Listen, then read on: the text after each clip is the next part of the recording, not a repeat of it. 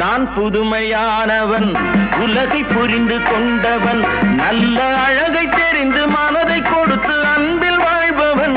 ஆடலாம் பாடலாம் அனைவரும் கூடலாம், வாழ்வை சோலை ஆக்கலாம்.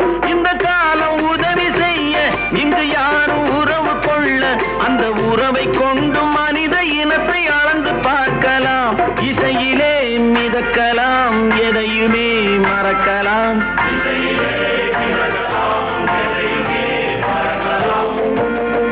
என்னை தெரியுமா, நான் சிரித்து பழகி கருத்தை கவரும் ரசிகன். என்னை தெரியுமா,